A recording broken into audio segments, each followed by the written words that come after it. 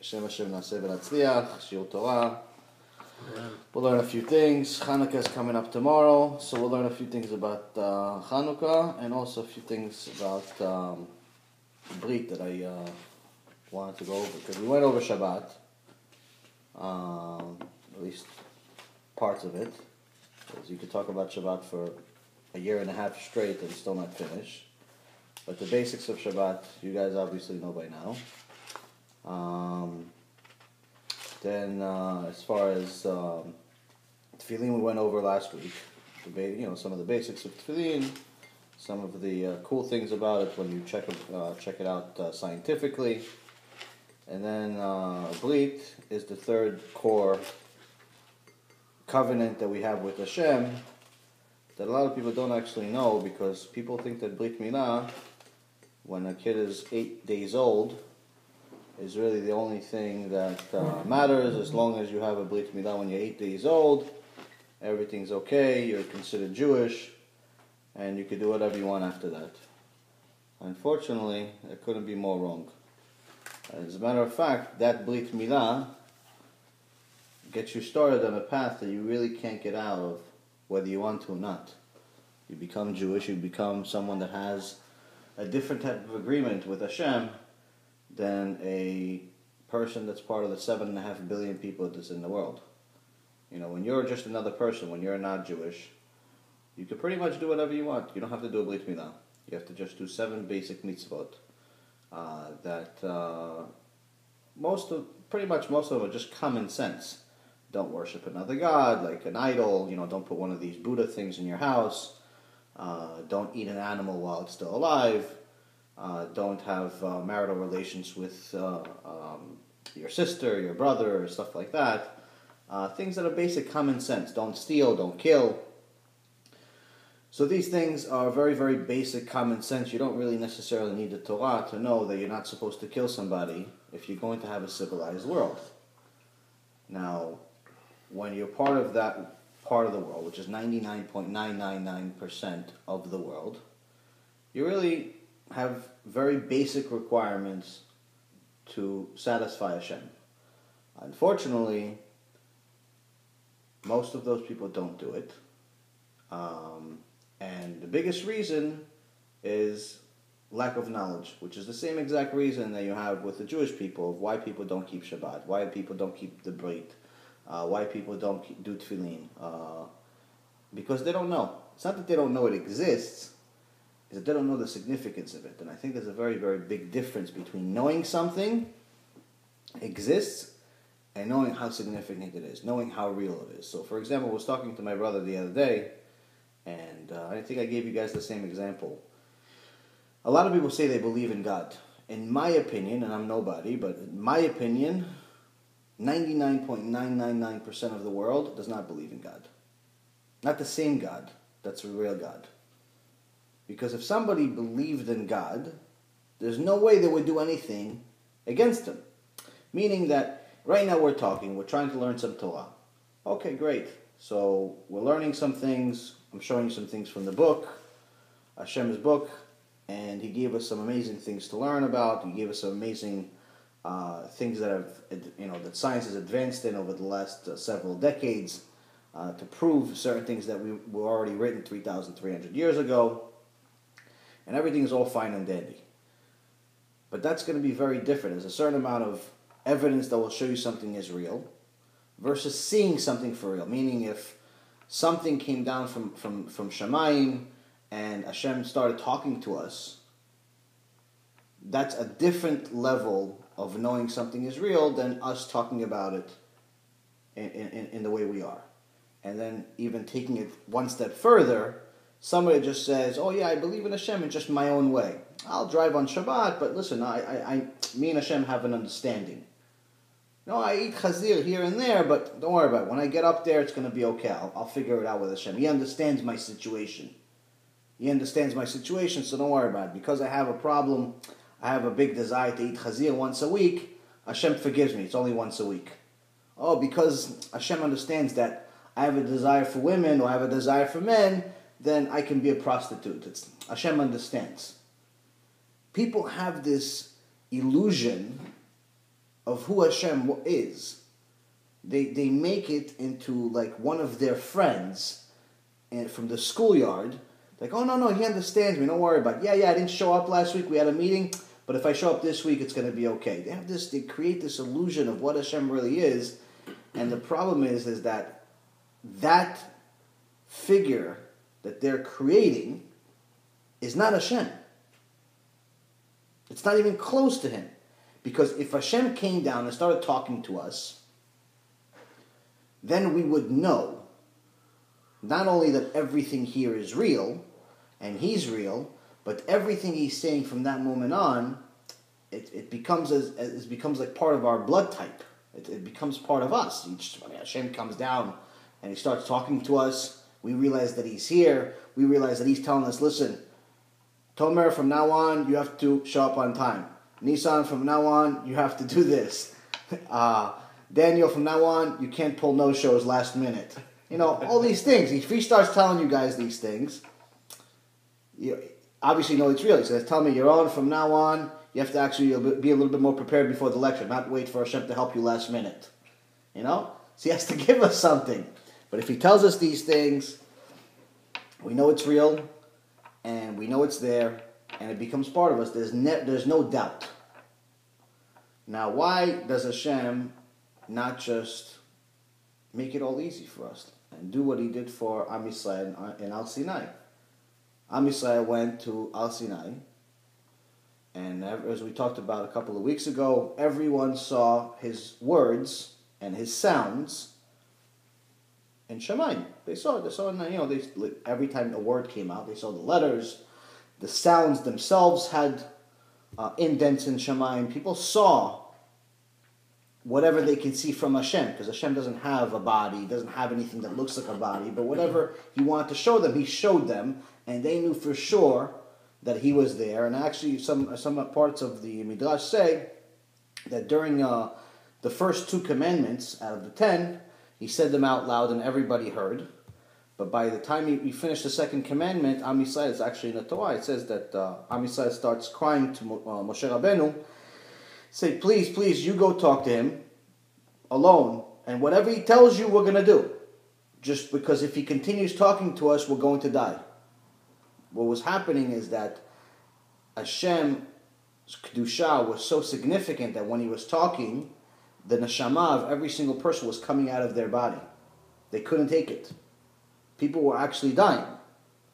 They actually say that's one of the things it's a little more complicated, but anyway, one of the Midrashim actually explains that was the first, that was one of the most significant, or the most significant time that Hashem did the first revival of the dead. When the Mashiach comes, all of the tzaddikim that have passed will be brought back to life.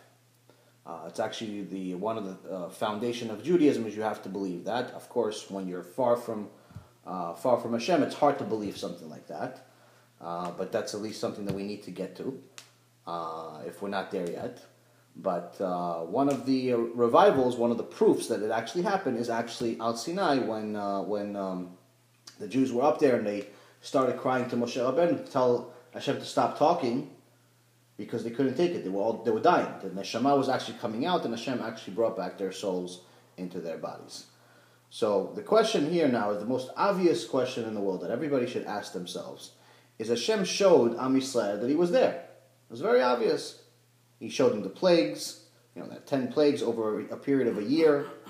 Dam, Tzfaldea, Kinim, you had all of these plagues that happened in Egypt. Each one took about a week, and then there would be a break for a few weeks. And then the whole series of the 10 plagues took about a year.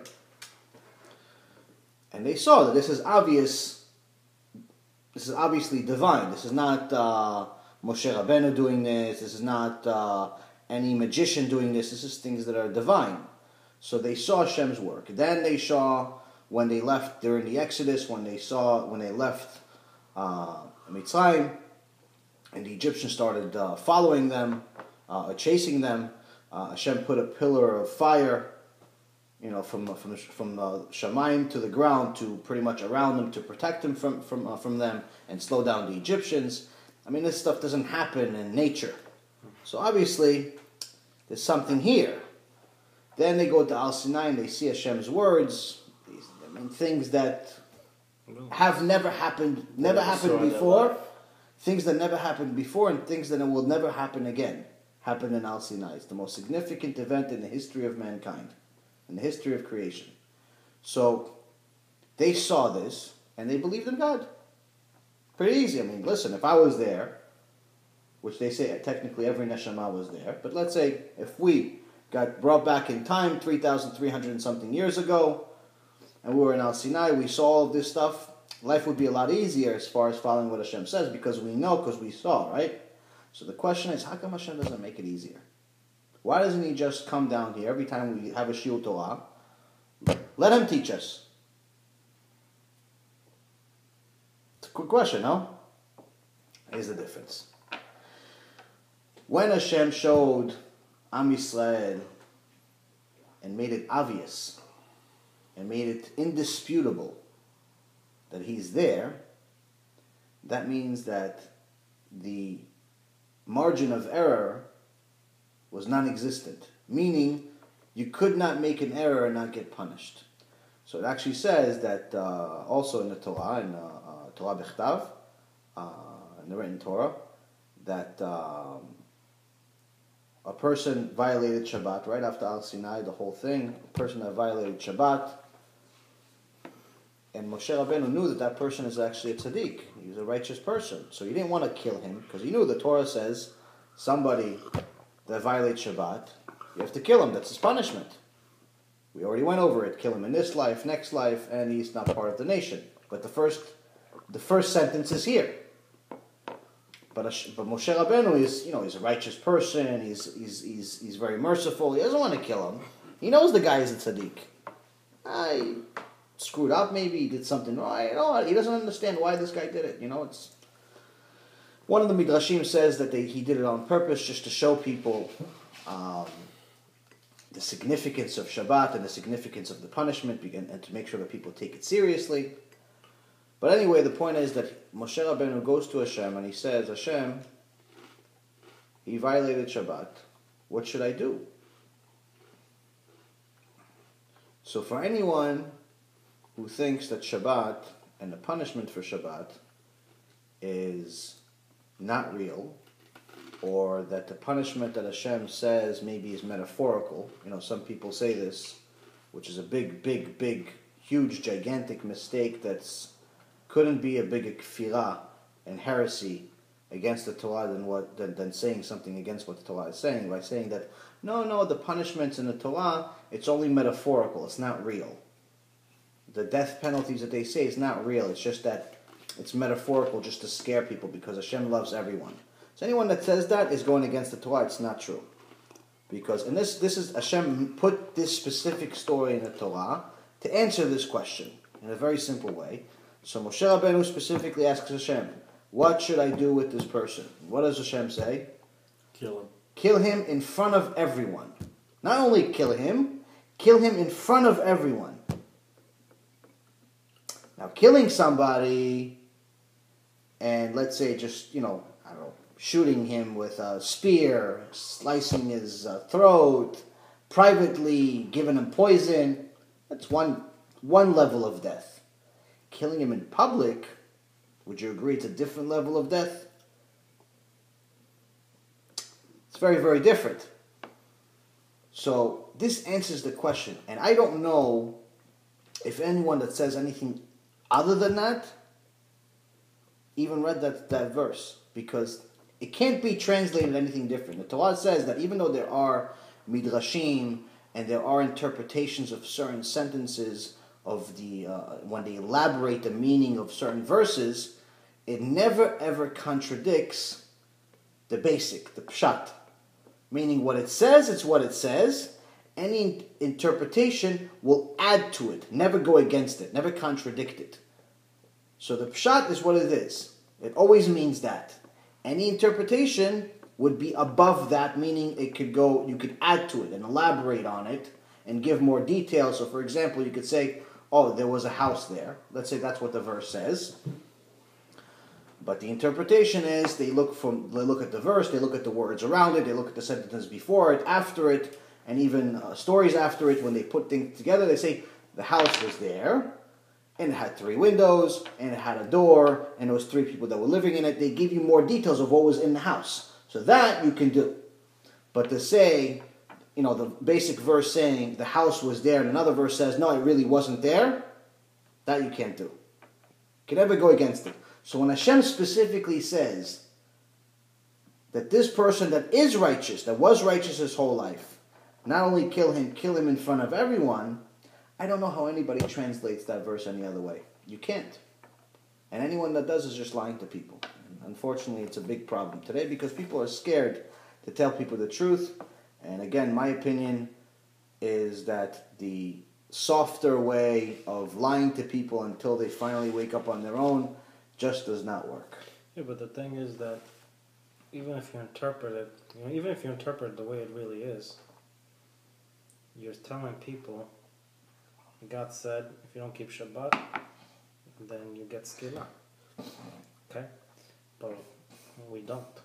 Okay, well here's the thing. We don't, because in the times that we're in, we get it and we get punished in different ways, or I feel like God keeps giving us chances. Okay? Right, so that's the difference. That was the next point. Right, so that was the next point.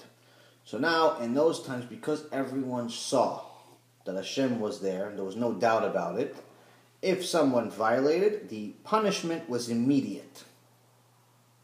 Why doesn't Hashem show himself now? On one hand, we can say, well, it would make our life so much easier.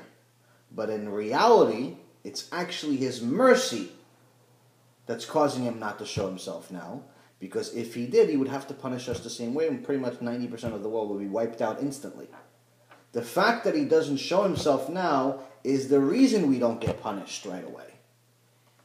Because now there's always an element of doubt that someone can have that says, listen, yes, I read here, I read here, I read here. I haven't gone to a complete faith that I know for sure this is what it is. So there's always an element of doubt that someone is going to have when they're not a Talmid Torah, when they're not really reading everything.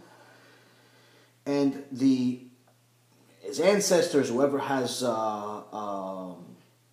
any type of zchut in Shamayim, will always argue for their side and say, listen, they didn't really know, or they knew but not enough. And they could argue for them that not to get the complete punishment at that moment. What they get at the end, which is at the end of their life, no one can do anything about that. So meaning that in this life that we're in right now, you can buy yourself more time, and Hashem's not going to kill you on the spot. The only problem is we don't know how long we have.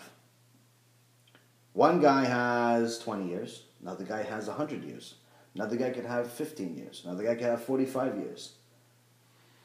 So that's why the Torah tells us, Chazal tells us, that a person needs to do tshuva every day. Because he never knows when he's going to die. So he needs to be prepared for whenever it happens. And that's just the reality of it. So the thing is, though, is that the fact that Hashem doesn't show himself now is actually helping us out. It's giving us more time. The problem is that if he gave us 1 year, and 2 years, and 3 years, and 4 years, and 40 years, and 50 years, and 1 shiur, and 2 shiurs, and 3 shiurs, and you went to 50 shiurs already, how many times you want? How much more time do you need? How much more information do you need before you realize, hey, by the way, buddy, you're not allowed to do it? So now someone can say the excuse, well, listen, I read it. I know that the rabbis say that it's not allowed, but I'm not ready. I'm not ready to do it. I have this excuse or that excuse. I have to do this, I have to do that. So then it goes back to the original argument. Which Hashem do you believe in? Do you believe in your type of Hashem, or do you believe in the real Hashem? Because in reality, if you believe in the real Hashem, how dare you think that he didn't know you would have this excuse? What, you think he didn't know that you would have an issue keeping kosher because you work in a place that doesn't have any kosher restaurants? You think he didn't know that you would have a desire for women, and that's why, he put you in that situation? You think he didn't know that you're going to have a hard time keeping Shabbat because you like to go on the beach every Shabbat because that's your favorite thing to do, and you're a fisherman or something? He created the world. He put it there. That's the point. If it was easy, what's the point? If it was easy to do, why would he give you any reward for doing it. Of course. If it was easy for you to do it, what's the point? What's the point of your existence? Think about it, because if life was easy, meaning if to do everything that Hashem wants us to do was easy, why would He send us here? For what? What, to enjoy? Life is not really that enjoyable. If you really think about it, most of life is dealing with problems. The vast majority of people's lives, it's not the depression, this is just the reality. The vast majority of any human being, whether it's Bill Gates, or it's us, or it's some homeless guy, or it's someone in between all of us, the average life is consumed with dealing with problems.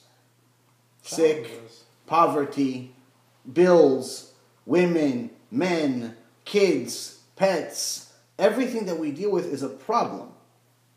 We don't deal with them because we're happy to deal with them. We deal with them so we can move on to the next level, like a video game. Why do you beat this level? Because you want to move to the next level. It's like every day we try to beat this one level and another level and another level so you can move on with your life, so you can finally get to that happy spot that lasts maybe a few hours. So what we try to do is we deal with all of our problems, we try to fix all of our mistakes, we try to fix all of our issues, so we can finally get to that celebration area where you're celebrating for a few hours, you're having a party for a few hours, you're in love for a few hours, you're doing whatever you're doing, you're happy for a few hours. Just like you do in a video game where you finally beat the level and they give you all these little drawings and little video of how great you are because you beat this level, but then you start all over again. And then you deal with the problems and you go on, and then you have fun, and then you go on, and it's the same thing over and over again. That's just a reality. It's not necessarily that life is miserable, it's just that that's life. You deal with issues. No one wakes up in the morning every single day, and from the minute that they wake up to the minute that they go to sleep, they only deal with the most pleasing things in the world, and they don't have any flaws. Even people that are generally happy people will have things that, for the average person, are frustrating. Of course, it depends how you deal with them, how you absorb them. One person can take something as a problem, whereas another person can say that this is not really a big deal. Of course, the Torah teaches us this, and that's actually one of the core foundations of the Torah, is to teach you how to deal with these issues. But the point I'm trying to make here is that if our argument that Hashem brought us to this world so we could have fun, it's already invalidated and canceled out by this one thing, because in reality, there are easier ways for us to have fun. We were having fun as souls before we came to this world. Before Hashem put creation together, He created the souls. And the souls were only having enjoyment. And it got to a point where we had so much enjoyment that we started feeling bad for it because we didn't earn it. So if, let's say, for example, you went to a friend's house as a visitor, and the friend said, listen, come to the house, you don't have to do anything, just wake up, do what you want, the food will be served for you in the morning, you'll have breakfast, lunch, and dinner, you'll have everything that you desire, just think about it and I'll come to you. This sounds great. After the first day, phenomenal. Second day, still good. Third day, fourth day, it's okay. After about a few days, you start feeling bad. It's like, listen, he's just giving me so much good. I got to contribute. Let me at least take out the garbage.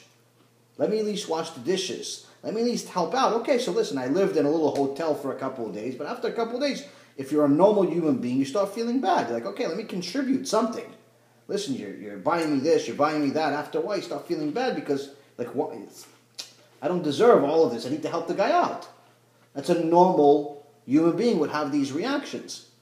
So the same thing with our souls. Our souls were created, and we only had good. And it got to a point where all of that good made us sad because we felt that we didn't deserve all of it.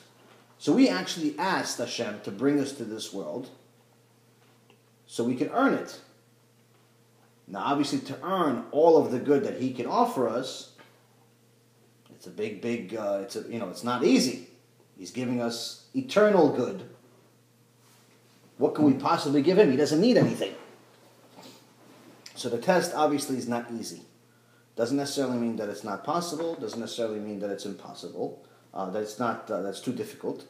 But again, you have to ask yourself, if I was here to have fun and work and do all of these things, then in reality, why would Hashem bring me to this world? He doesn't need my work. He doesn't need my money. He doesn't need me to go build another house or move another house or repair another phone or pick another stock. Or he doesn't need any of these things. So if we're already believing in the right Hashem, let's at least start thinking like he told us to think. If we're already on the right path, if we're not creating this fictional Hashem that most people do, and we have the right Hashem, let's start thinking like we're supposed to. So now, if we have this situation where he's telling us, listen, you have to come here and you have to do a mission. And we're like, no, I'm not really sure if that's right. Maybe I was here to get married and have kids. So how do you explain to people that can't have kids? There are plenty of people in the world that cannot have kids, either because they can't find a person to marry, or they just don't have reproductive organs, or they have a sickness, or they have an illness, or what about a child that dies early?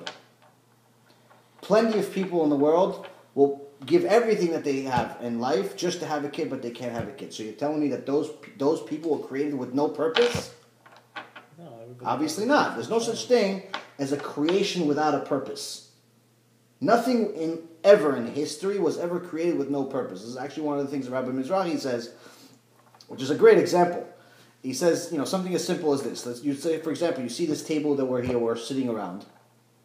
Okay? We obviously know somebody made it.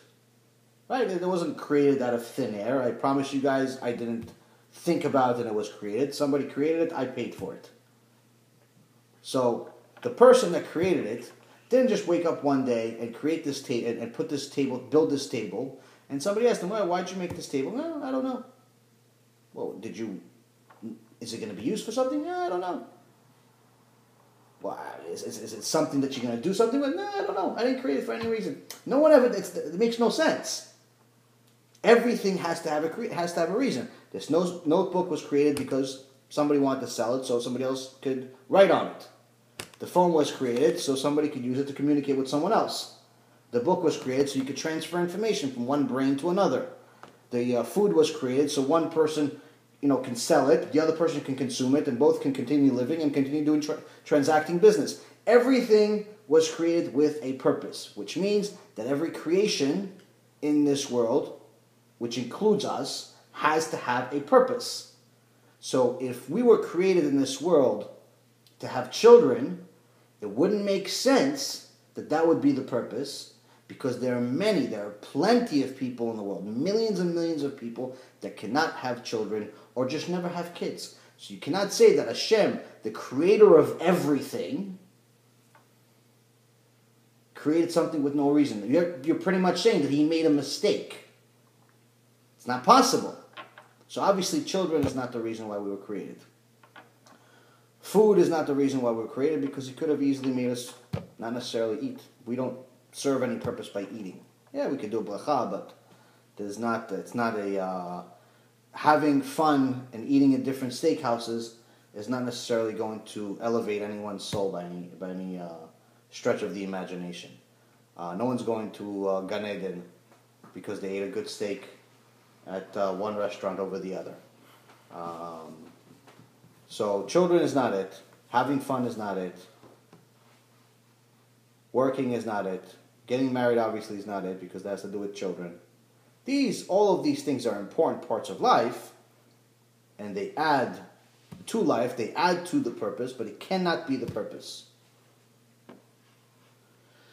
So the question is, what is the purpose? What is the point of life? That's the big question that everyone has to ask themselves at some point in life. And the people that create, there's two types of answers. There's the right answer, and then there's the answer that everybody creates. The answer that everyone creates has a lot to do, has a direct tie to them creating a fictional God. Because since believing in the Torah will obligate you to do certain things that you may not want to do initially, that means you can't believe it fully. You'll believe it in a different way. Which means then you will also translate things in a different way. You will translate things as they become convenient to you, as they fit you. So what ends up happening is that you say that, okay, maybe Hashem put us in this world to do some Torah and mitzvot, but He also put me here to have a little bit of fun too, and maybe go on vacation 2 to 3 times a year, and also buy myself a Ferrari as soon as I get to a certain financial threshold, and to also date a new girl every few months, and so on and so forth. If you're already starting to translate things completely out of what Hashem is saying to you, there's no end to how far from the core you're going to get to, because you're just going, you're going with the flow. It's whatever's going to fit you, and that's the problem. So when you create something out of thin air, there's no limitation to how wrong you're going to be. So the answer that most people will have is whatever fits their life at that point. So they're going to say that, whatever is the most significant for them at that point. So someone that's relatively young, inexperienced, is going to tell you, yes, my number one purpose in life is to, have a girlfriend, have a boyfriend, get married, something like that. Or get this job. This is my life. I need to get this job. This is the future. This is everything. 10 years from now, they won't even remember that job. But the point is, that day they make it, that job is their life, or that girl is their life, or that man is their life. That's a convenient answer for someone who's choosing the wrong direction. The real answer is actually in the Torah. Hashem tells us that what our purpose is. The question is, are we going to read Hashem's letter or not? The question is, are we going to actually spend the time to learn what He wants from us and start doing it one at a time? As we learn, we do. As we learn, we do. As we learn, we do. Because you can't do both. You can't live both lives. You can't be a Chiloni and a Dati at the same time. You can't. It's not possible. You will eventually explode, either in this life or the next, unfortunately. Being in the middle is the most disastrous thing somebody can do to their life. And I'll tell you why, because it's something that is very, very difficult, and a lot of people try to do it, and it creates problems everywhere. It's like anywhere you go, when you're trying to be let's say for example, people that make the mistake of driving to shul on Shabbat. Those people never actually enjoy Shabbat. They have no concept of what Shabbat's about. They go to shul because they like to socialize, they like to talk to a few people. But the actual concept of Shabbat being a significant day, a day where they rest and things like that, not even close, not even remotely close to it. It's just not. It's not something that's part of their vocabulary. It's when you're getting to a situation like that, when you're using the Shabbat the way you want, the way you define it, it's no longer the same Shabbat. It just becomes another weekday that you don't work. And that's a reality. So, when you're living the half Chiloni life and half Dati life, what ends up happening is that both sets of people that you have in your life, people that are secular and people that are religious, neither one of them would eventually be able to stand you. Because both will see you as a hypocrite. The secular people that you're around will say, hey, listen, this guy's pretending to be a Dati, what a faker. And what ends up happening, they think that everybody's like you. Like, yeah, he's probably going to synagogue on Shabbat, but everybody's like him over there, because if he's like that, what's to say that the other people wearing a kippah are not like that also? So what happens? Your little desire to drive to shul on Shabbat becomes a huge chilul Hashem, because now you're making people think that everybody that wears a kippah is just like you, because they know you're a nice guy. They know that you're a good guy. They know that you're a wonderful guy. They know that you're a great woman. They know that you're the most brilliant person on planet Earth, and you're this and you're that and everything else. So how could you possibly be such a bad guy? No, of course, everybody else that you go to shul with is just like you. So then you have pretty much the entire religion thrown in the garbage because you decided that you need to drive on Shabbat. Or you decided that you need to put pig on your Shabbat table. No, the one is not different from the other guys. I know that pig touches people's nerves a lot, where they say, oh yeah, eat pig. No, ma pitam chas v'chali, I never eat pig. But driving on Shabbat, no, it's not a big deal. Actually, driving on Shabbat is like eating 1,000,000 pigs. Over and over again. Non-stop. Again, every time you press the pedal, it's one Chilul Shabbat. Press the brake, Chilul Shabbat. Pedal again, light, another light, stop sign. It's over and over and over again. It's a disaster that you don't realize when you're doing it because it seems like it's not a big deal. But that's the thing. So the secular people become religion haters because we decided to drive. Or they think that everybody's like that, so they're like, what is this guy going to give me a lecture about something? He's probably driving on Shabbat but just pretending like he's not, so how am I different than him? The religious people, they look at you, they're like, look at this guy. Look at how he's violating the religion. But most people are not going to have the nerve to tell you something. They're not. They're not going to have the nerve to say, listen, buddy, you really can't drive on Shabbat. They don't know you well enough, they're shy, they don't want to embarrass you, or they just don't have the chutzpah to do it. They just don't have it. But it hurts them, and what ends up happening, those people have children. And this happened to somebody I know. Someone who was pretty much raised this family, very religious. Yeshiva, just 100% amazing. Great guy, works nonstop. I think he has like 3 jobs. Wow. Just to provide for his family. But 3 jobs. But a couple of his kids, first it started with one kid, saw the people that were doing the halfway, said, oh wait, if they talk on the phone on Shabbat, I can talk on the phone on Shabbat. And the phone became the car, and the car became that, and the next thing you know, he's completely not Jewish.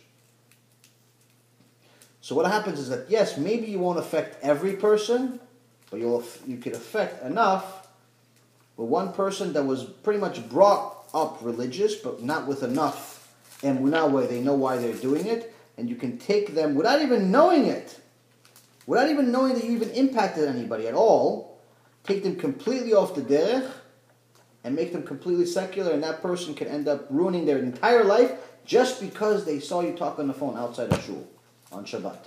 One time. Because again, the impact you have on children is much more significant than the impact you have on adults. That child will remember what he saw forever. The adult may forget about it 5 minutes later. So that's why they say that when you're raising children, the way the parents need to communicate with each other has to be very, very different than the way they communicate with the rest of the world. The parents can never argue in front of the children. This is something that the Torah specifically tells us. You cannot ever disagree with each other in front of the kids. If you want to have a successful marriage and successful children, you can't do any of those things in front of the kids. The kids need to see a uniform family. They need to see that the parents always agree. They can never be, listen, what is, the kid wants something and he says, and the mom says, no, I'm not sure. Well, I asked Dad and he said yes. It can never be that. Or they go to one, she says no, the other one says yes, he says yes, she's not. It can never be different. The parents need to always agree and then give the same message to the other parent. So what happens if the father is not home or the mother's not home and one of the other parents agrees? When the other parent comes home, he has to support that decision. Can never be against it, unless obviously both of them realize that it's the wrong decision, then they can change. But if it's not necessarily a wrong decision, it's just that's not one of their preferences, they have to support the other one. They can never disagree. If you want to have a successful marriage, you want to have successful kids, you have to do that. That's what the Torah teaches us, and that's true. You see, people that have these types of marriages where they're fighting in front of the kids and they're arguing in front of the kids, what ends up happening? The kids start arguing with strangers. They start arguing with their friends. They start treating their friends as if they're nobodies. And they replicate what they see at home. So it's very, very important to show the kids, especially when they're young, almost like a heavenly home, even if you didn't live in one when you were a kid. And that's just a reality. So the thing is, it's tough. It's not easy. It's not easy to do all these things. This is why two people came to a rabbi and said, listen, Rabbi, we're having a kid. I think I told you guys this. We're having a kid, and we wanted to learn how to raise kids. And the rabbi says, well, you're 20 years late. Like, what do you mean? How are we 20 years late? The kid hasn't even been born yet. Which that's exactly. You should have been trained first over the last 20 years. Meaning we have to train ourselves in order to do this stuff. So going back to believing and knowing that Hashem's rules are what they are, or translating it into some fictional belief that we create in our mind. Anyone can say, listen, I believe 90%, but the 10% I don't believe. You continue that path, it'll eventually change, where the 10% becomes the little faith that you still have, and the 90% completely disbelief. So, again, the big deal of saying, why doesn't Hashem come to me? Why doesn't Hashem show me himself? Why doesn't Hashem, really give me a proof, right? Black and white. I want to see if this happens. It's actually for our own good. So when it comes down to Shabbat, when it comes down to all of the things that we do in our life that are sins, the fact that we don't get punished is actually because Hashem is giving us an element of doubt. If, for example, every time somebody turned on the phone on Shabbat, or lit a cigarette on Shabbat, or ate non-kosher, or something like that, they would explode, they would die, then obviously the test would be over. There would be no purpose of life anymore, because if, let's say, for example, one guy lit a cigarette on Shabbat and he exploded, another guy may do it also because they'll think that maybe it's just a coincidence, he exploded. By the third guy, no one would ever violate Shabbat. It would get to a point where everybody would just freeze. So there would be no more test, there would be no more purpose for this world. If everyone knew that this is 100%, something that's not doubtable, that there would be no purpose for this creation. So the key is to do the mitzvot because Hashem said so. Not because we see him in black and white like we know for sure, but because there is an element of doubt, and because that these specific mitzvot will get us just a little bit closer to knowing Hashem. One time I asked my cousin, in Shema Yisrael, which is one of the mitzvot deoraita, meaning it's one of the biblical mitzvot that you have to do each morning at night. You say Shema Yisrael Hashem Elokeinu Hashem Echad. So first you're saying the verse that pretty much says that there's only one Hashem. So that's the core foundation of Judaism that differentiates us from the vast majority of the world. And then after that, you start reading a verse from the Torah. So the first word is ve'afta. Ve'afta is, and you loved Hashem with all of your heart, with all of your money, and with all of your life. I mean, you have to be willing to give up your life for him. So before we get to your money, your heart, your life, it says you have to love Hashem. So I asked, this is to me, it's a pretty obvious question, but it took a while for me to understand the answer, meaning months, more than months, maybe even a year, to really understand the answer. And I asked them, so this means that it's a commandment. It's not that you should. It's not that you could. It's that you have to love Hashem with everything, with all of your heart. Meaning that you have to pretty much be willing to give everything you can just for Hashem. With all of your money, meaning that if it was in your hands, you would have to be willing to give everything you have, all of your possessions, all of your money that you have, money that you will have, money you had, everything. One shot, no questions about it, just for Hashem. and all of your life, meaning that you have to be willing to die for the sake of Hashem. Meaning that if somebody told you, either bow to this idol, or we'll kill you, you have to die. No questions asked. And not only die, but be happy when you're doing it. Like, thank you very much for killing me, instead of making me worship this statue that somebody made or some false belief that somebody created. It's just a lot to absorb. This is not easy. So first of all right, loving Him with all my heart. You know what? I love Hashem. He does some good things for me. I do good things. He gives me life. He gives me this. He gives me that. Okay, great. So I could see why somebody would love money. Okay, I'm saying that I don't really care about money. Okay, I'll give the money. Okay, my life, it's a little tough. I'm not really a dyer. I don't even see him. I don't even know him. I haven't seen him. I haven't talked to him. So the real question is, how can you love something can't see, can't touch, can't smell, can't hear, can't use any of your 5 senses to connect to? But not only love Him to the extent where you're willing to give your life. And that's what question I asked my cousin.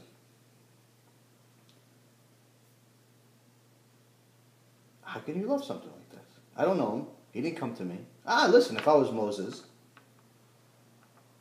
and I saw what he saw, and I heard what he heard, and I felt what he felt, I could say, maybe. But I didn't see it. I didn't feel it. How could I do it? But Hashem obviously gave us this verse, not because it looks good on a siddur, not because it rhymes, not because it sounds kind of cool. He gave it to us because it's not a commandment just because He wants us to fail. It's a commandment because we have to succeed. Because there's no way that we should fail if we try. If you try, you're guaranteed to succeed. If you try. There's a difference between trying and pretending that you're trying. Pretending that you're trying is driving to shul. Pretending that you're trying is eating non-kosher burger but not putting the cheese on it. Pretending that you're trying is, sending your kids to a religious school, but, on the weekends they're dressed with no tzitzit, no kippah. The girls are dressed like you don't want to know. And there's really no religion whatsoever in the house. That's pretending. Pretending is, telling everybody that you're really a Haredi, but in reality, you're going to all the wrong places. The casinos, strip clubs, and all the worst places on earth for a Jew to go to. That's pretending. That's pretending to try. Real trying is the opposite. Real trying is going. In Shabbat, I'm learning Torah, I'm going to shul, I'm with the family, I'm doing what Hashem told me to do. Trying is eating kosher all the time. Trying is, if you're religious all the time. Not sometimes. Not when you're in town, you're religious, but when you're on vacation, you're a chiloni. Because some people do that too. In town, they're religious. You go on vacation, you wouldn't even know they're Jewish. They change. How many times have we seen, unfortunately, people that unfortunately are supposed to be religious, but are at the worst places on earth? It's a problem because then you're really... It does what we said before. No, you're a hypocrite, but not only that, is the people, you're supposed to set an example, and the example you're setting for the people that are around you, they're not taking you serious anymore. Exactly. That's exactly what we said before. That's a problem. We think that everybody's like that, so therefore we don't want to do it then. We say, wait, if this Haredi guy with a kippah and a stremel and everything that he has is in a casino with me playing 510 Texas Hold'em, then obviously it's allowed. I'm a tzaddik right now for sitting over here. I'm at the 1025 table, so I'm even a bigger tzaddik than him. How many times... that's the thing. You see them at the worst places and you think, oh wait, maybe this is Judaism. And in reality, it's not Judaism. Jews are not necessarily the best representatives of Judaism. The only perfect representation of Judaism is the Torah. There are obviously a lot of really good Jews out there, but not everyone. So we can't compare ourselves to them.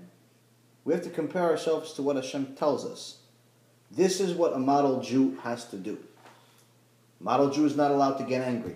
Being angry is the equivalent of idol worship in the Torah. You ever know that? Being angry is the equivalent of being an idol worshiper. How are the two connected? How could it possibly connect? If I get angry, I get really, really ticked off at something, and I decide that I want to, break something, break my screen, break my car, break my TV, break anything in sight. I'm really, really upset. How could that be the equivalent of me taking some statue that some guy made 20 minutes before I bought it and bowing to it, chas v'chalila? How could that be? How could the two be equivalent? The answer is that when someone's angry, they're pretty much saying that something that was within their control was taken, was taken away from them. In essence, what they're saying is that it's not from Shemaim, it's not from Hashem, it's in their control. Meaning that if they lost the deal, let's say for example, if it's a business deal, and a deal didn't go through, they're thinking that they're the ones that caused the deal not to happen, or the other person is the one that caused the deal not to happen, not Hashem. So they're giving the credit to themselves or to another person for being responsible for whether something works out or not. In reality, we're all just little pawns in a big chess game. We're all little tiny little soldiers where nothing is in our hands. The only thing that's in our hands is if we're going to be righteous or we're going to be wicked. Whether we're tall, short, male, female, rich, poor, none of that stuff is in our hands. What's in our hands is whether we're going to follow what Hashem says or not. Whether the deal goes through or not is not in our hands. Whether today is going to be an easy day at work or a hard day at work is not in our hands. Whether our boss is going to, give us a promotion or not is not in our hands. Whether this new business transaction is going to work out or not is not in our hands. It's not. Whether we work 16 hours or 18 hours or 20 hours or 2 hours, that's in our hands. The question is what we're going to do at that time. Someone can't say, listen, Hashem, you put me in this world to learn Torah, but I had to work 20 hours a day, so I didn't have time for your Torah.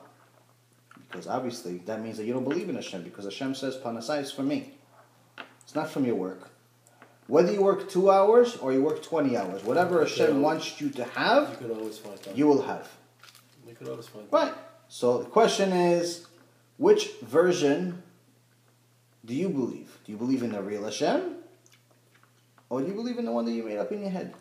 And the vast majority of people believe in something that they created in their head. And that's the only reason, that's the only way that I could say that someone would not do what is said. Now it's obviously easier said than done. No one is perfect. No one is necessarily expected to be perfect. Hashem didn't say, you are man, you are woman, I created you to be perfect, and you cannot steer from perfection or else I'll destroy you. There's no verse in the Torah that says any of that stuff.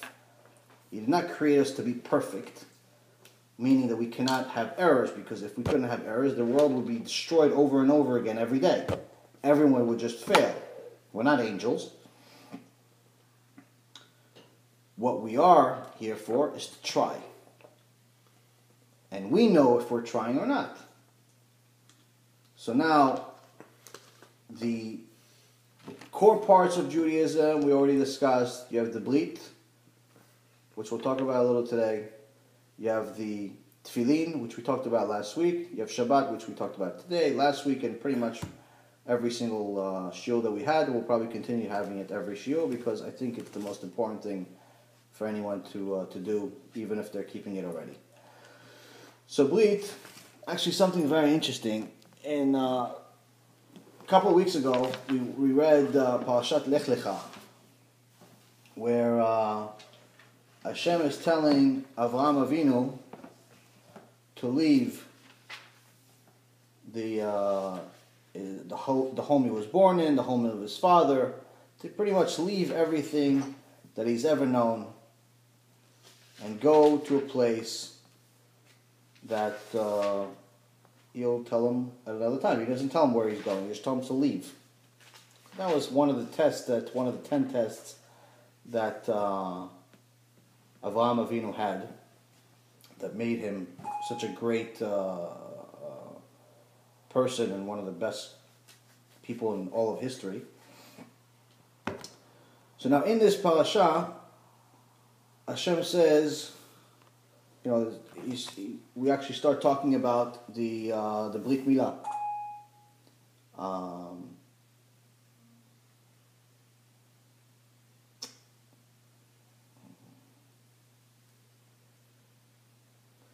Okay. So now, first of all, as far as the Brit, we have, let's see. Okay, so you have verse 17:9. I'll read it in English so everybody understands. God said to Abraham, as for you, you shall. So first he tells Avraham Avinu before this verse. He tells Avraham Avinu that I will do all of this for you. I will give you the land. I'll make you exceedingly fruitful. Meaning, I'll give you, make you into a great nation. Kings will come from you. In essence, his name will last forever. And he's going to give him the land of Canaan, which is later known as Israel, and pretty much reward him an everlasting reward, which means forever, eternal, not just in this world, but the next world. So this is what Hashem says, I'm going to do for you. What will you do for me? God says to Abraham, and as for you, you shall keep my covenant, you and your offspring, after you throughout their generations. This is my covenant, which you shall keep between me and you, and your offspring after you. So this is pretty much, Hashem is reestablishing, this is again, a couple times he says covenant, which in Hebrew is briti. Briti means my covenant. So he's saying this word several times. Number one, to show its significance, and to show that it's distinguished from every other word that's used in the Torah. So now he says, every male among you shall be circumcised. You shall circumcise the flesh of your foreskin, and that shall be the sign of the covenant between me and you. At the age of 8 days, every male among you shall be circumcised throughout your generations. He that is born in the household or purchased with money from any stranger who is not your offspring, he that is born in your household or purchased with your money, shall surely be circumcised. Thus my covenant shall be in your flesh for an everlasting covenant. An uncircumcised male, the flesh of whose foreskin shall not be circumcised, that soul shall be cut off from its people. He has invalidated my covenant. So there's a lot of things in this short paragraph that we can learn probably a few hours from, but I'll try to keep it as short and sweet. I have a few pages on it if you guys want to hear it, but the advantage of English is that it makes you understand the literal translation of things. The disadvantage of English, or any translation for that matter, other than Hebrew, is that it takes away a lot of the inner meanings of some of the things. So, for example, in Hebrew, it doesn't say, so in English it says circumcised and foreskin. Okay, circumcised, everyone knows what circumcised is because we have the advantage of living in a civilized world that became part of our vocabulary pretty early in our life. And we also know what foreskin is, we've learned about it at some point in our life. When the Torah was written, though, neither one of those words were something that we knew. So, for example, when Hashem says, this is my covenant, so it says, Zot Briti. Okay, so Brit, we know already from Noah's time, that Hashem uses that word Brit, which is the agreement between him and Noah, that he's not going to destroy the world again. That was the reason why he put the rainbow. The rainbow was created for the purpose of reminding us and Hashem, not really reminding Hashem, but Hashem says, I'll be reminded when I put the rainbow that I'm not to destroy the world. But that also means, by the way, just so you know, anytime you see a rainbow, you're not allowed to say to somebody, oh, go look at that. Because in reality, what the rainbow represents is that Hashem actually, if he did not have the agreement with Noah, he would destroy the world at that moment. That's what the rainbow means. That means that the world is wicked and deserves to be punished. And he would destroy the world, but the reason why he's not is because he has the agreement with Noah. And the representation of that is the rainbow. So in essence, when someone says, look at the rainbow, really what you're saying is, look, Hashem can't destroy the world because he has an agreement and he can't go back on his word. So, things that we don't know as little kids, you always say, oh, look, the rainbow, how cool is that? Not allowed to do that. So, It's a blessing. little thing. It's a big blessing, but it's also something. You're supposed to say blessing when you say the Yes, rainbow. you say the blessing, but that's also part of the reason. That's the big part of the reason why we even have the rainbow. So now going back to the Brit, we know that Noah had a Brit with Hashem, but now we have a new Brit with Avraham, between Avraham Avinu and Hashem, and he says here, Zot Briti asher tishmeru beni ubenechem uben zaracha acharecha imol lachem kol zachar. What is imol? Imol is circumcised in essence. Okay, so that's. No, we don't understand. We don't really know what the imol is. We don't know what he's talking about. Right. What part of the body? So then after that we say v'namaltem et besar arlatechem. Arlatechem comes from the root of the word arla. Arla is the foreskin. Problem is that one of the things that the Torah was supposed to do is teach us Hebrew. It was written originally in Hebrew, and it was only translated to every other language later on. So now, how would we know what Ola is? This is actually one of the proofs that the Torah is divine and not man-made. Because if a man wrote the Torah, the last thing he would do is say that the Ola is part of the sensitive organ of a man's body. He would say it's maybe this, or maybe the nose, or maybe a piece of the eyebrow, or any other part of the body, but definitely not that part. That's also just one of the logical ways to prove the Torah is real and not from some person. So, now how do we know what Ola is? Ola came from the Oral Torah. The Gemara explained to us what the Ola is. And it's not part of the body and how to do it and so on. Now, a lot of people that read the translation don't really realize that the Sfat HaKodesh, meaning the holy language, didn't explain it like the translation is explaining it. Meaning that when it's written in English and you see the word foreskin, you could easily understand what foreskin means. You could easily understand what circumcised means. In Hebrew, it's not like that. So this translation is already using the Oral Torah as assistance to explain what this even says. So it's not necessarily a word-for-word translation in a way that would be exact, because in reality, many of the words in Hebrew, you cannot translate them exactly. So that's one thing. The second thing is that a lot of people have a mistake, is a lot of people actually say, oh, you know what, there's some people called Karaite Jews. Karaite Jews are people that say that they go against the Torah, the Gemara, but they believe everything it says in the Chamisha Chumshe Torah. But everything that it says in Gemara and the Oral Torah, they don't believe in, which is the same thing with Christianity or Catholicism. They say, again, yes, we believe in the 5 books of Moses, but we don't believe in the Oral Torah. The problem with that whole mindset is that if they use a little bit of, investigation, a little bit of research, a little bit of effort, they would realize that you cannot believe one without the other. Why?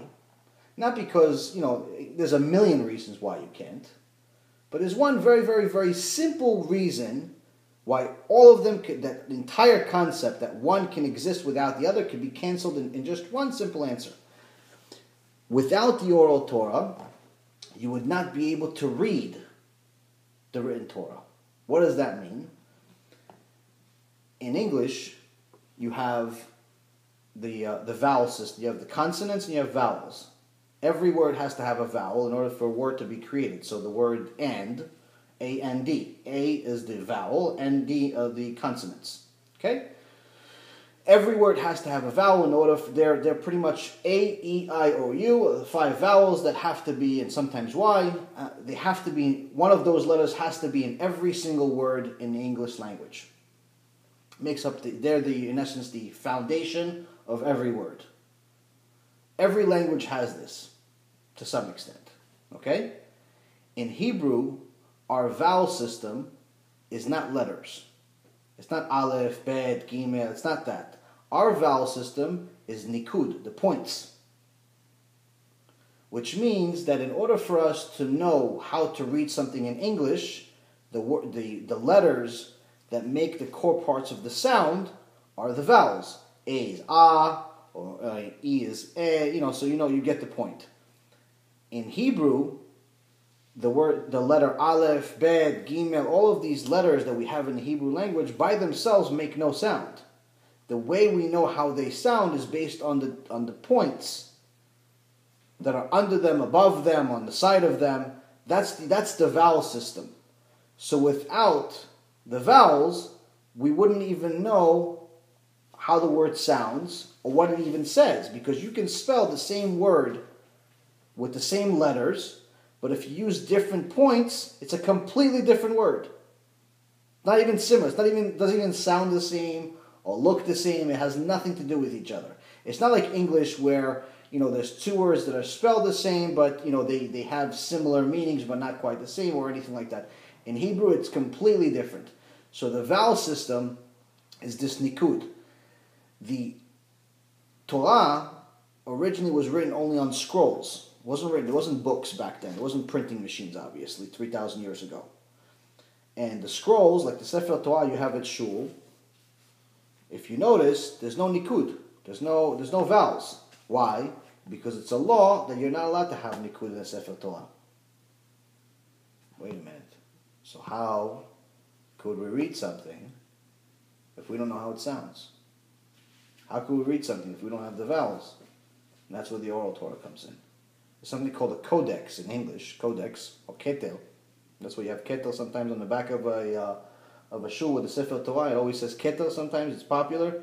A lot of people don't know what that means. Ketel is actually the codex, which is the vowel system, part of the Oral Torah, which actually shows us where to put what in each letter in the Torah itself, where the blueprint pretty much. There's actually a very good book called the Aleppo Codex. It's a true story, conspiracy type of story, but nonetheless a true story about a codex, which was an original book that had it was written a couple thousand years ago, that had the original nikud of the Torah. Now the people of Aleppo, which is part of the Middle East, I think their codex was maybe a little younger than that, maybe 1,500 years or something like that. But anyway, they had this codex, this original version of the codex in their shul for hundreds of years, from generation to generation to generation. And when the war broke out after World War II and they founded Israel, there was a big issue of trying, obviously the Arab countries went and, pretty much tortured all of the Jews that were living in their countries, and one of them were the people over there. So they did, they burnt a lot of Beit Knesset, they burnt Sifrei Torah, they did, tortured all these people, unfortunately. So the people of this congregation pretty much didn't want to lose this amazing piece of history, and the whole book is about pretty much how it got from there to Israel. And a lot of conspiracy behind it, how they weren't technically, the government of Israel wasn't supposed to have it, but somehow they got it. It was really supposed to go to a different synagogue in Israel. a lot of disagreements, a lot of backstabbing. So very, very interesting story. So now, if you guys want the book, it's a short book. It's pretty interesting. But anyway, to read the Torah, you have to have the vowels. Which means that in order for me to understand what this says, what the Hebrew words say, I have to know what they say. Because if I need to know what to say, even if I don't understand Hebrew 100%, in order for me to translate it or have it translated, I have to first know what it says. So anyone that says, listen, I believe in the 5 books of Moses, but I don't believe in the Oral Torah, I don't believe in the Mishnah, I don't believe in the Gemara, I don't believe in the Zohar, I don't believe in all of these other books that are together, the Oral Torah, that can never be. That's a man-made belief, but not a logical belief. Meaning that no one that is objective can ever truly say that. You know, so if someone says, no, we only believe in the 5 books of Moses because the rest of these books were written by rabbis or written by somebody else and so on and so forth, for whatever reason they have for not believing in them, and there's plenty of reasons why that people come up with, they can never say that because, again, without that, you cannot have this. You can't have part 1 without part 2. Because part 2 is part of part 1. So that's the big flaw in believing in just one set and not the other. So now going back to the Brit, Hashem is telling Avraham that he has to remove this foreskin, and the Gemara tells us what this foreskin is. Another thing that it tells us about the Olah, it tells us a lot of different things about the Olah. One of the things it says about the Olah in Masechet Sanhedrin 38b, 38 bet, it says that the first Adam Arishon, the first person ever created, Adam, was originally created with no foreskin. Meaning he was created like we are today. But then after he sinned, the foreskin came out.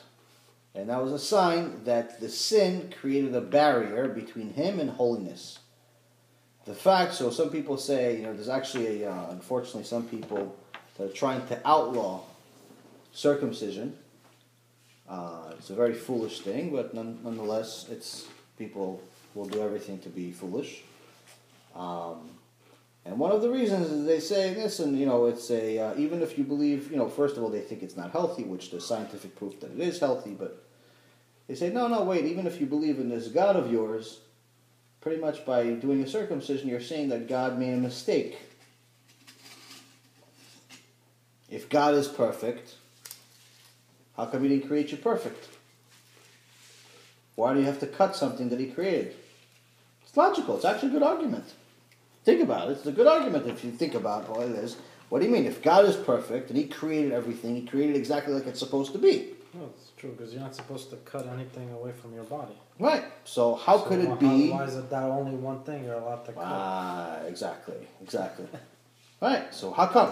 So there's a lot of argument about that. It's a good argument. So, Baruch Hashem, we have answers.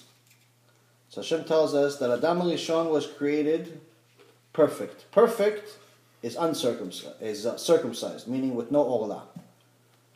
After he sinned, the Olah grew because the sin created a barrier between him and holiness. The Olah is a barrier.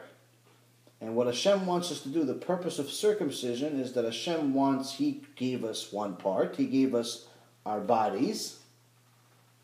And He wants us to show that we're also making an agreement to be part of His Torah and mitzvot by breaking this. And in order for us to get there, you can't just say, oh, listen, okay, Hashem, you're going to do everything for me, and I'm going to sit here and relax.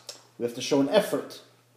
We have to go through a barrier, just like anything else in life. In order for every time you want to go to another level, you have to go through a different barrier, through different hurdles. So the Olah is just one barrier. Also, so there's several different references of the word Olah in the Torah as a reference to it being a barrier. So it's especially a barrier to someone who is not going in the right direction of what Hashem says is trying, but not necessarily trying hard enough. Meaning you're trying to teach him some things, or he's trying to learn some things, but something's always stopping him from really going 100%. Something's always stopping him from really taking in. Like, for example, you try to teach somebody, proving, let's say somebody that's an atheist, and you show him every proof in the world Hashem is real. You show him there's plenty of evidence that the Torah is real, Hashem is real, and the person takes it all in, listens to what you're saying, understands what you're saying, but still is not willing to say, you know what, I believe it. A person like that is a person that we say that he has olah of the heart, meaning he has a barrier around his heart. That's just, is in essence his pride that he's not willing to break to really take it in. So in the Torah, in Leviticus 26:41, Ezekiel 44:7, and Jeremiah 9:25, it's talks about the olah, and it's how it's a barrier. So a man has to eliminate the barriers in his life in order to achieve holiness. So the key here is that how does somebody go through it? How does somebody go through these barriers? In order for someone to go through these barriers, the first thing they have to do in order to do tshuva is stop committing sins. Most people go about it the opposite way. What they try to do is do mitzvah, and they think that that's going to get them closer to Hashem. It can. Doing a mitzvah, giving tzedakah, praying, doing all of these things is good, 100%. But what's better, a better, more direct way to get to Hashem is stop doing wrong. Now listen, giving a homeless guy a few dollars and helping him out, that's great, it's wonderful. But if you're eating a bacon, egg, and cheese on Shabbat at McDonald's while you're giving the guy $2, I don't think Hashem is really going to care for you too much. That He's going to give you the pleasant life you're hoping for. So again, it's the first thing. The first strategy is to stop sinning.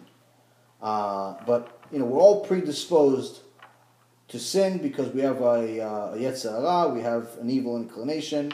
So getting over that evil inclination, another name for it is the olah of the heart, pretty much is a being able to overcome our own desires. And again, this is just another way that the word olah is being used as for someone that's trying to do tshuva but is having difficulties going that one extra mile or one extra step.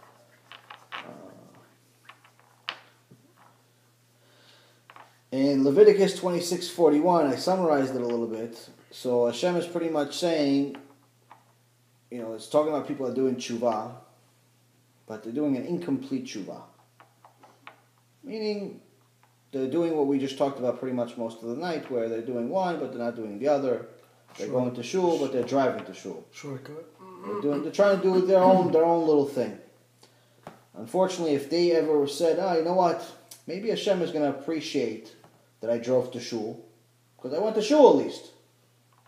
I even was a chazan for 10 minutes. So what's the big deal? I read out loud, and I parked my Ferrari only 2 blocks away. So come on, maybe you'd understand. If they're looking for an answer, Leviticus 26:41 has the answer. Hashem, in so many words, is saying He will not forgive the incomplete tshuva.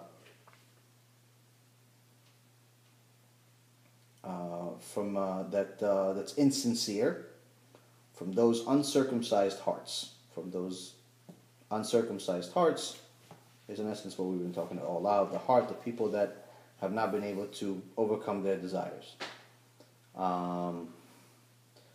Another source is Ezekiel 44:7. Hashem is warning Israel about their uncircumcised hearts and of their friends. So people that have friends that lead them in wrong directions, it's time to either change your friends or change friends or do something about that. But you can't really go 100% when your friends are leading you in a different direction. Again, so a lot of this stuff is easier said than done, but you have to look at the way you have to look at things in the perspective of where do I want to be 5 years from now, 10 years from now, 20 years from now? Is this friend going to contribute my life over the next 20 years, 5 years, 10 years? Or is this just a friend for now? If it's a friend for now and you're really giving up your eternity for them, it doesn't make sense. Even if it's a friend forever, that you think it's forever, it's still not worth it. But the point I'm trying to make here is that, you have to look at things in a certain perspective. We give up too much for very little in return. People spend their entire life trying to work nonstop to make extra money so their kids can go to the best schools, and after that they can go to the best high schools, and after that they can go to the best colleges, and after that they can have the best, most expensive wedding, and after that they can have the best jewelry and car and house and everything else, and they all left the house, and the parents are alone, and the kids are living their life, and the father that made all that money and the mother that made all of that money has no Torah, no mitzvot, no life, and maybe even no relationship. People don't know though. You don't really. You visualize things different. No, I'm just saying, but you don't know. You don't know that what you're doing in this world and certain things that you do, how they reflect Olam Haba. What you're giving up in this world for Olam Haba. People, if they really knew, they wouldn't do. That's why we said in the beginning. That's why I said that most people don't know, because if they knew, they wouldn't do it. The problem is that ignorance is not a very good excuse. Why? Because in our generation right now, even though we're the lowest generation, we're very, very far from prophecy, we're very, very far from the Torah and where we're supposed to be, but we have more access to Torah than any generation in history. Anyone that wants to learn Torah is only one button away. Our phone, our watch, our iPad, our computer, our television, shulim in every corner, our B'tei Knesset, there's more than enough of them. There's more B'tei Knesset right now than there's ever been in history. If you want, you have access to it. So to say that I don't know will hold weight for maybe a day. Because if you want to know, you can find out by tomorrow. You can find out in a minute. If you want an answer for what's allowed, what's not allowed, you can find out in minutes. It takes obviously some time to implement everything and learn everything. But to say that I'm going to spend 60, 70, 80 years in this world and come to Hashem saying, you know what, Hashem, I didn't know, and think that that's going to work, that's, I think, not a good answer. May actually get an extra punishment for making Hashem, you're treating him like a fool or something like that. So, again, the ignorance excuse could hold weight for a very, very short period of time. Next one is Jeremiah 9:25. Hashem warns the Jews who are uncircumcised physically, but also that are circumcised physically. Oh, this is actually a very good one. Yeah, so a lot of people, obviously, there's a lot of Jews, that didn't necessarily elect to be circumcised when they were kids. They were 8 days old.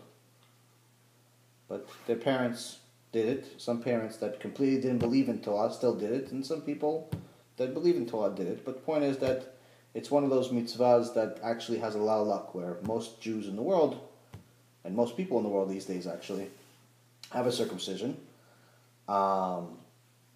So in Jeremiah, so people say, okay, listen, I'm Jewish, I was born in Israel, I'm circumcised, I had a bar mitzvah, my mom is Jewish, I'm Jewish, what's the problem? I don't have to keep Shabbat, I don't have to keep this, I don't have to keep all those things because I'm already Jewish, so it's not a big deal. Remember I told you guys, one guy, I told him that about the severe punishment of violating Shabbat,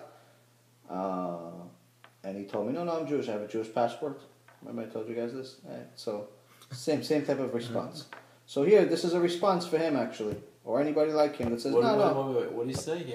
I showed him the verse in the Torah. It says that one of the punishments of violating Shabbat is death here, death in the next world, and also being cut off from Am Yisrael, meaning not being considered part of Am Yisrael, not being considered Jewish. So he goes, no, Mapitom, I'm Jewish. I have a Jewish passport, and he takes it out of his pocket and he shows me his Israeli passport. What does that have to do with it? You don't understand you? No, he understood me. But what does the passport have What to do? does it do? Because he's from there. People, you He's have to from the understand. land. No, because you have to understand. People Okay, sure. Okay. tie something physical to everything. People need something physical. They need something tangible in order to believe, in order to know. They need something physical. That's why idol worship was created in the first place. People needed something physical. That's why we act the way we act. That's why we, for example, one of the most popular things that people do these days is they buy engagement rings. Why do they buy engagement rings? What, the woman wouldn't know that he's proposing to her without an engagement ring? Because it's a sign. She needs something physical. How much? Okay, I know you love me. How much do you love me? That's the whole concept. People need something physical. It's unfortunately a part of our generation. It's part of our world today where people need to tie something physical to every emotion, to every feeling, to every belief. There has to be something physical. So when I told the guy what I told him, he immediately responded with a physical response by showing me his passport saying, this is my evidence that I'm Jewish. Only problem is that doesn't travel to Shemayim. It only stays in this world. So I don't think it's going to hold too much. But in case he's watching and he's looking for an answer, he can look at Jeremiah 9:25. Hashem warns the Jews who are circumcised, who do possibly have I'm adding this part, but who do possibly have a Israeli passport, so they're circumcised physically, but are uncircumcised spiritually, with the Olah in their hearts, saying that the days of judgment will come for them, and the Gentiles who go against Israel. So, if it was okay to just do whatever we feel like it, just because we're circumcised, just because our mom was Jewish, just because we have an Israeli passport, why would Hashem say over here, the days of judgment are coming? Shouldn't he say to some people that's not circumcised? Shouldn't it say, listen, for the people that are not circumcised, days of judgment are coming? Because they didn't get circumcised. Of course, judgment's coming to them. But Hashem is specifically saying, the ones that are circumcised, days of judgment are coming. Because of their uncircumcised hearts. We already know what our uncircumcised hearts are from before. That's another thing.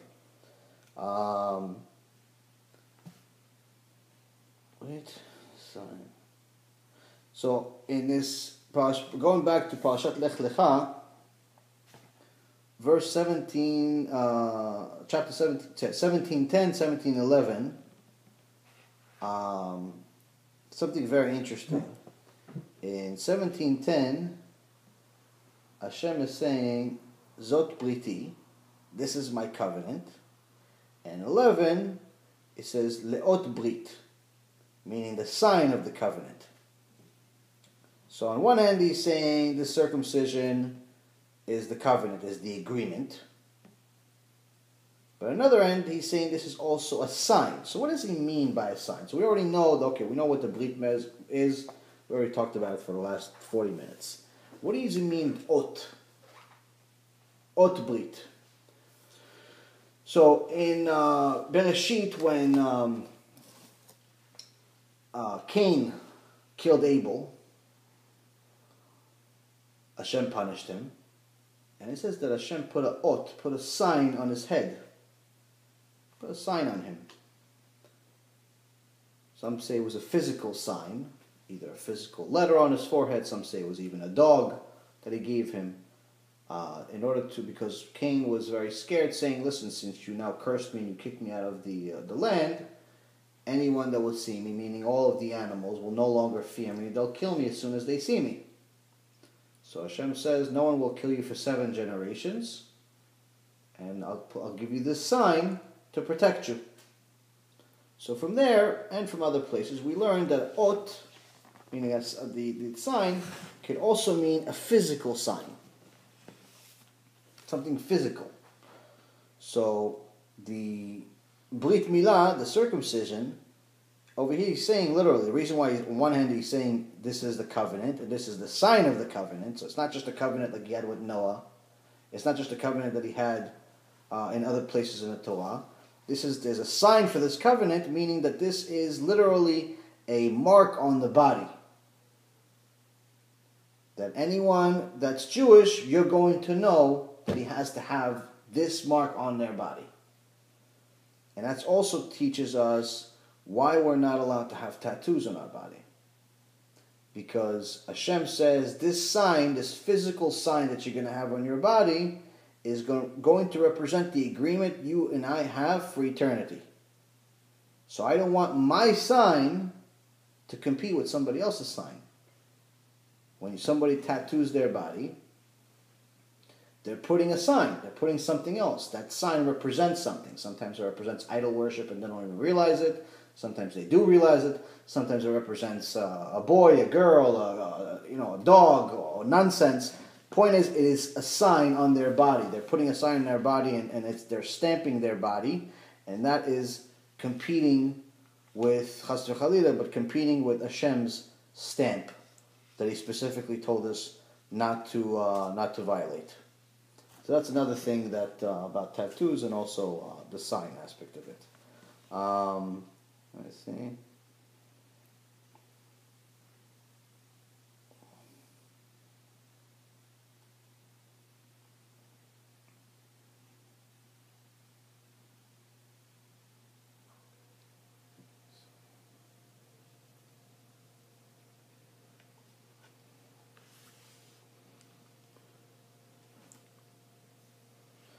Oh, so question is, why did Hashem pick that spot?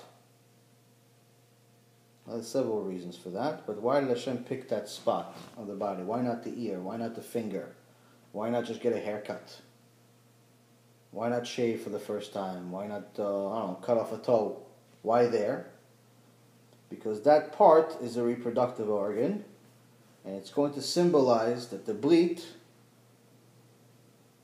is so important that in order for Am Yisrael to continue surviving, the Brit has to continue surviving.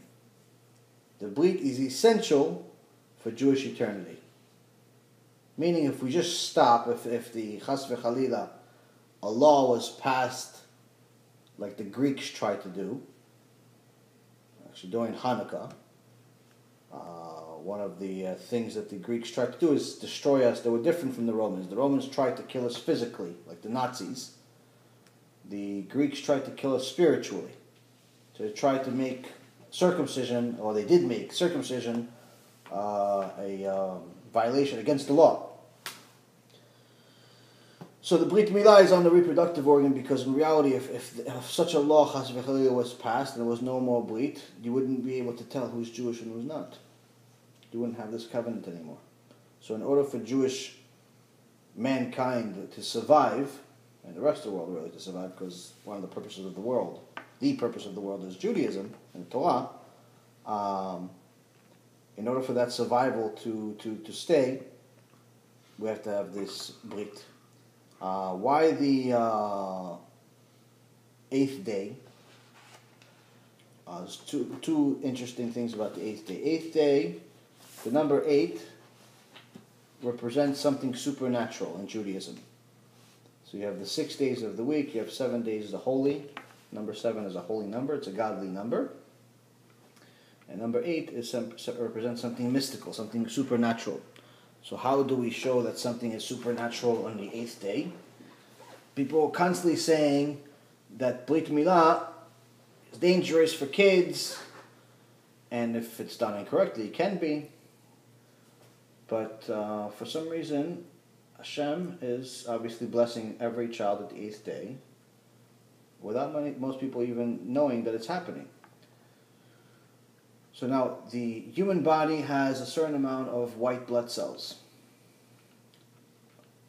And a certain type of vitamin that's created within the body as well that will continue getting lower and lower as they get older.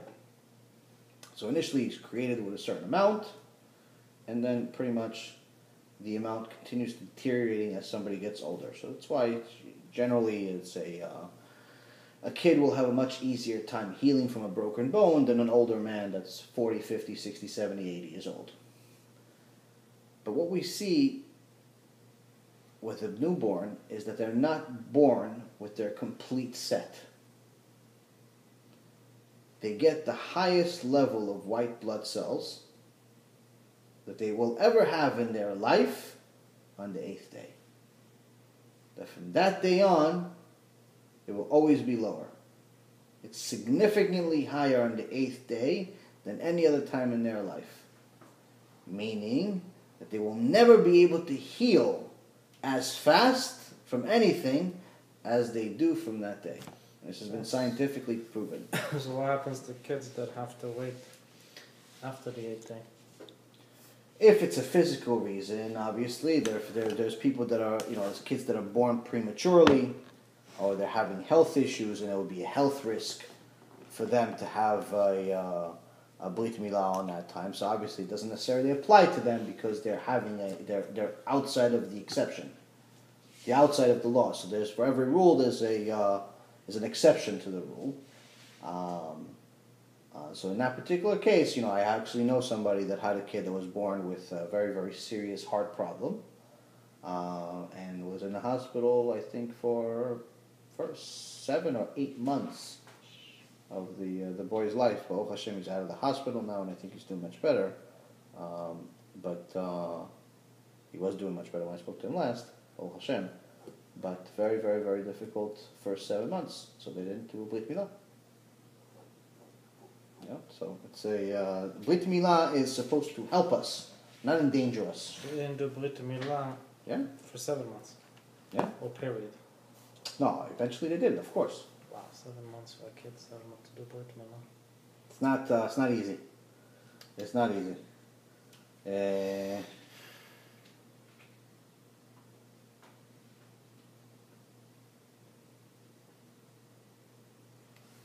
Also interesting about this, two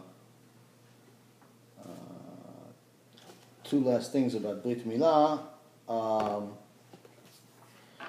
So now, so somebody says, okay, great, I had my Brit Milah already 30 years ago when I was 8 days old. I didn't even have a say about it, but I don't remember complaining either. So I'm great, right? Let's see. HaShem says, thus my covenant shall be in your flesh for an everlasting covenant. Okay?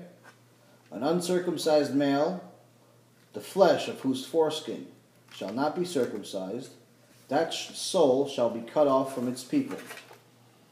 He has invalidated my covenant. There's two things here.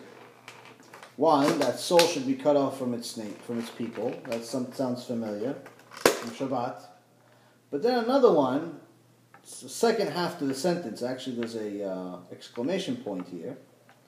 He has invalidated my covenant. Why don't you just say that uncircumcised male whose foreskin should not be circumcised, the soul shall be cut off from its people, and because he invalidated my covenant. That would sound, it sounds like it would be easier to say.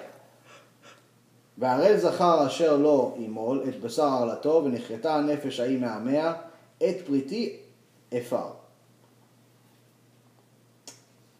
So obviously the punishment is coming because of the violation of the covenant. So the question is, why is it being repeated? Why is it being said again? We already know the guy violated it. That's why he's being cut off from the people. Why is it being repeated again at the end of the sentence?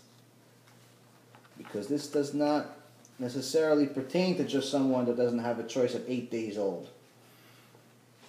This is for someone that's living after 8 days. This is for someone for the rest of their life. How do you violate the Brit after that? Having relations out of wedlock, having relations, say, with improper people, having relations with a wife without being outside of when she's nidah, things like that. So these things, not the easiest things in the world to follow when you're first starting out. But again, you have to decide what's more important today, 10 minutes of enjoyment, or forever. That's the reality. When my cousin first told me about the laws of nidah, I thought he was kidding. What do you mean? Can't touch my wife for half the month? Are you insane? And it's not even talking about touching like intimate. I'm talking about just normal. There's also a help. It's very, very difficult in the beginning when you're so far from where you're supposed to be, and someone's telling you, listen, by the way, the person you're with all day, every day, all the time, you can't hold their hand for half the month. Mm-hmm. It sounds something like, well, I'm like, wait, we only live in a different house? He goes, no, you're not allowed to live in a different house. You have to live in the same house. It's not the point to just live two separate lives. That's not keeping it. En chokhmah bezeh. It's like when the angels came to HaShem and he said, listen, why would you create these humans for? They're going to violate the Torah. What are you going to create them for? Just give us the Torah, and that's it. And HaShem said, En chokhmah bezeh, meaning that there's no big genius here of just not creating so it doesn't go your way. So there's no risk here. There's no big genius in just not doing something. So therefore you can tell people I've never failed. So the key here is that it's for you to do it, for it to be difficult, and to overcome it. That's significant. And the Torah here specifically says, it talks to us about, again, there's a circumcision, it keeps mentioning over and over again. But then again, at a place, in all the other places, it's very easy to understand why it's there. In this last sentence we just read, this last verse we just read, where Hashem is telling us, after he's punishing this person and cutting him off from its people, he's saying he's violated the covenant. Obviously he violated the covenant. That's why he cut off from the people. Why is he saying it again? And it's very easy to understand that this does not belong here if it's pertaining to the same type of person we talked about before, which is an 8-year-old person that doesn't even have a choice. So that's something key to understand, again, for our life, because we're not going to get into it today, but the punishments for Brit, you don't want to know. It's really something that gets, it's very, very tough. It's very, very tough, to say the least. So the key for us is not necessarily to scare everyone to death so they become paralyzed. The key is to at least know the truth so you can make a fair choice. If you don't know, then you're always going to have the excuse, I didn't know, and get the Shamayim. Hashem says, you didn't know? Well, you didn't try hard enough. Well, now you know. Make a choice. It's very simple. Just make a choice. It's not, you have to decide. If Hashem is real, he has to be real all the time. If he's not real, then what's the point of doing anything? That's the real question here. If he's real, if the Torah is real, if you really believe that Hashem is the creator of the universe, of everything that you see, of the atoms that are moving over and over again that makes everything feel like it's solid, of the books, of the information, of our minds, of everything that we eat, consume, see, hear, touch, if he's everything, then he's everything all the time. Not just sometimes. So, if he's everything all the time, then why am I only doing what he says sometimes?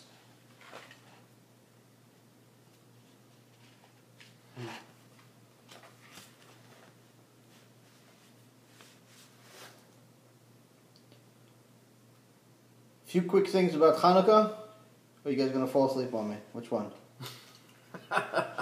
like I have. No.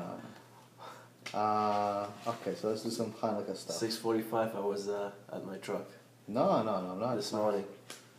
I'm actually talking to Tom over here who's playing with his phone. See, maybe the phone has more Brit Torah than what we're talking about here. I don't know. I'm researching something.